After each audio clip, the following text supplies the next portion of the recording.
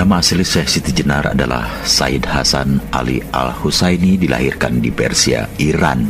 Kemudian setelah dewasa mendapat gelar Syekh Abdul Jalil, dan ketika datang untuk berdakwah ke Caruban, sebelah tenggara Cirebon, dia mendapat gelar Syekh Siti Jenar atau Syekh Lemah Abang atau Syekh Lemah Brit.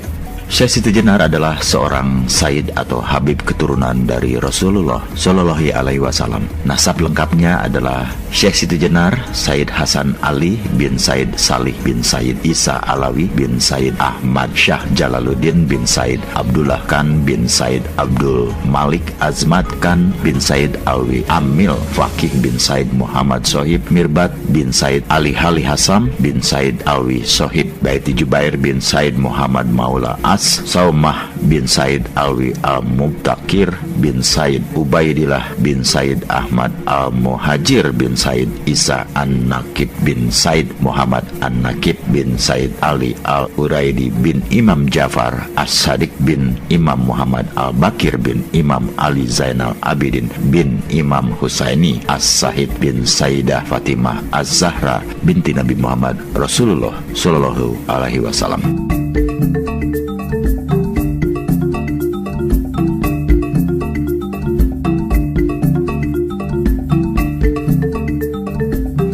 Syekh Siti Jenar lahir sekitar tahun 1404 Masehi di Persia, Iran. Sejak kecil ia berguru kepada ayahnya, Sayyid Salih, di bidang Al-Quran dan tafsirnya.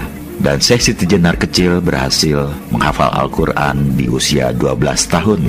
Kemudian ketika Syekh Siti Jenar berusia 17 tahun, maka ia bersama ayahnya berdakwah dan berdagang ke Malaka. Tiba di Malaka, ayahnya yaitu Said Salih diangkat menjadi mufti Malaka oleh Kesultanan Malaka di bawah pimpinan Sultan Muhammad Iskandar Syah. Saat itu, Kesultanan Malaka adalah di bawah komando Khalifah Muhammad I. Kekhalifahan Turki Utsmani, akhirnya Syekh Siti Jenar dan ayahnya bermukim di Malaka.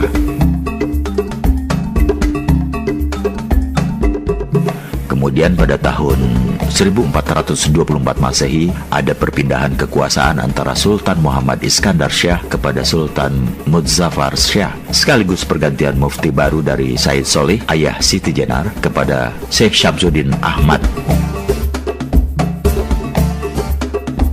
Pada akhir tahun 1425 Masehi, Said Salih beserta anak dan istrinya pindah ke Cirebon. Di Cirebon, Said Salih menemui sepupunya yaitu Said Kahfi bin Said Ahmad.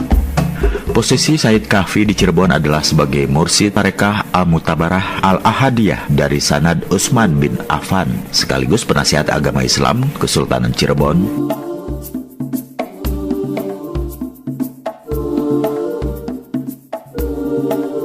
Said Kahfi kemudian mengajarkan ilmu Marifatullah kepada Siti Jenar yang pada waktu itu berusia 20 tahun. Pada saat itu, mursyid Al-Tariqah Al-Mutabarah Al-Ahadiyah ada 4 orang, yaitu yang pertama Maulana Malik Ibrahim sebagai mursyid Tarekah Al-Mutabarah Al-Ahadiyah dari Sanad Sayyidina Abu Bakar As-Siddiq untuk wilayah Jawa Timur, Jawa Tengah, Bali, Sulawesi, Kalimantan, Nusa Tenggara, Maluku dan sekitarnya. Yang kedua Said Ahmad Faruqi Sirhindi dari Sanad Sayyidina Umar bin Khattab untuk wilayah Turki, Afrika Selatan, Mesir dan sekitarnya. Yang ketiga Sayyid Kahfi dari Sanad Sayyidina Utsman bin Affan untuk wilayah Jawa Barat, Banten, Sumatera, Campa dan Asia Tenggara.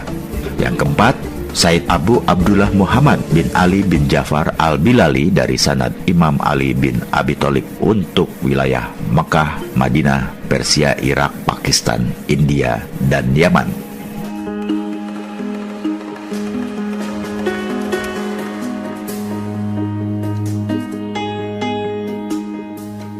Kitab-kitab yang dipelajari oleh Siti Jenar muda kepada Said Kahfi adalah Kitab Fusus Al-Hikam karya Ibnu Arabi, Kitab Insan Kamil karya Abdul Karim Al-Zili, Ihya Ulumuddin karya Al-Ghazali, Risalah Qusairiyah karya Imam Al-Husairi, Tafsir Ma'rifatullah karya Rutsbiham Bakli, Kitab At-Tawasin karya Al-Halaz, At-Tazali karya Abu Yazid Al-Bustami, dan Qut Al-Qulub karya Abu Thalib Al-Maki. Sedangkan dalam ilmu fikih Islam, Siti Jenar muda berguru kepada Sunan Ampel selama 8 tahun dan belajar ilmu Usuluddin kepada Sunan Gunung Jati selama 2 tahun.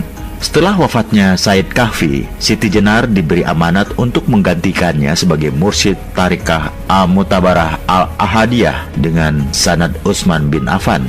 Di antara murid-murid Syekh Siti Jenar adalah Muhammad Abdullah Burhanpuri, Ali Fansuri, Hamzah Fansuri, Samsudin Pasai, Abdul Rauf Sinkili, dan lain-lain.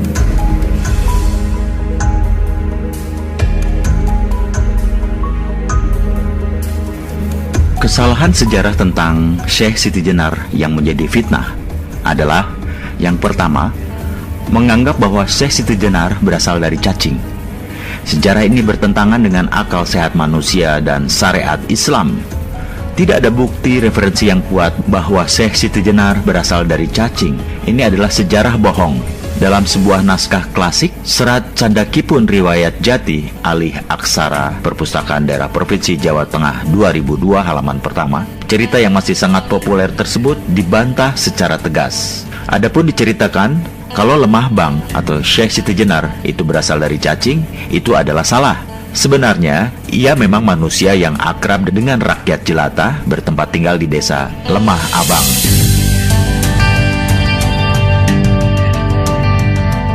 Yang kedua, ajaran Manunggaling Kawula Gusti yang diidentikan kepada Syekh Siti Jenar oleh penulis sejarah Syekh Siti Jenar adalah bohong, tidak berdasar, alias ngawur.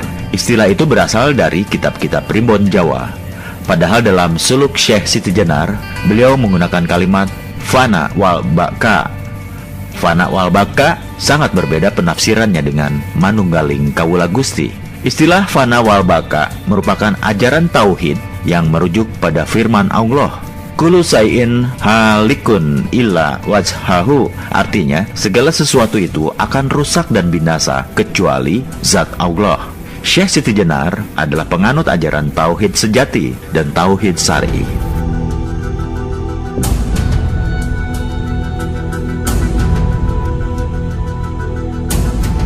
Ketiga, dalam beberapa buku diceritakan bahwa Syekh Siti Jenar meninggalkan sholat puasa Ramadan, sholat Jumat, haji, dan sebagainya. Syekh Burhanpuri dalam risalah Burhanpuri halaman 19 membantahnya. Ia berkata, saya berguru kepada Syekh Siti Jenar selama 9 tahun. Saya melihat dengan mata kepala saya sendiri bahwa dia adalah pengamal syariat Islam sejati. Bahkan sholat sunnah yang dilakukan Syekh Siti Jenar adalah lebih banyak daripada manusia biasa. Tidak pernah bibirnya berhenti berzikir Allah, Allah, Allah, dan membaca sholawat Nabi. Tidak pernah ia putus puasa Daud, Senin Kamis, puasa Yaumul Bid, dan tidak pernah saya melihat dia meninggalkan sholat Jumat.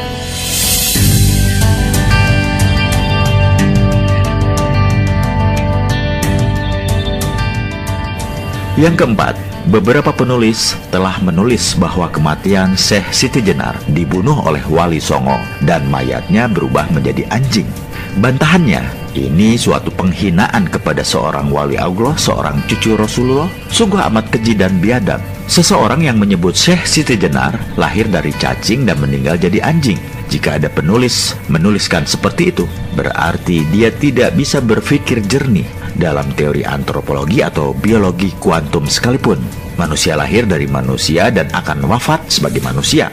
Maka saya meluruskan riwayat ini berdasarkan riwayat para habib, ulama, kiai, dan ajengan yang terpercaya kewaraannya. Mereka berkata bahwa Syekh Siti Jenar meninggal dalam kondisi sedang bersujud di pengimaman Masjid Agung Cirebon setelah sholat tahajud, dan para santri baru mengetahuinya saat akan melaksanakan sholat subuh.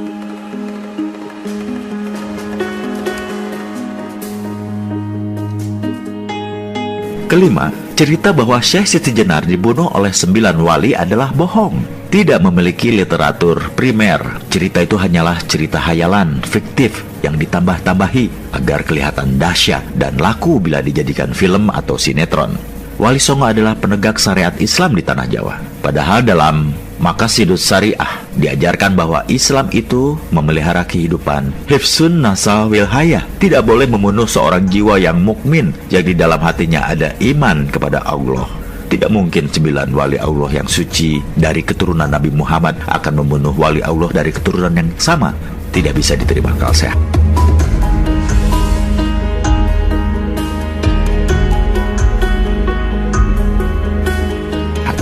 Kehancuran sejarah ini, menurut ahli sejarah Islam Indonesia, Azumardi Azra, adalah ulah penjajah Belanda untuk memecah belah umat Islam agar selalu bertikai antara Sunni dan Syiah, antara ulama syariat dan ulama hakikat. Bahkan penjajah Belanda telah mengklasifikasikan umat Islam Indonesia dengan politik divide et impera, politik pecah belah dengan 3 kelas. Kelas santri diidentikan dengan 9 wali, kelas priai diidentikan dengan Raden Patah dan Sultan Demak, kelas abangan diidentikan dengan Syekh Siti Jenar. Jadi kaum muslimin, melihat fenomena seperti ini, maka kita harus waspada terhadap upaya para kolonialis, imperialis, Zionis, primasonri yang berkedok orientalis terhadap penulisan sejarah Islam. Hati-hati, jangan mau diadu domba dengan sesama umat Islam. Jangan mau umat Islam ini pecah belah.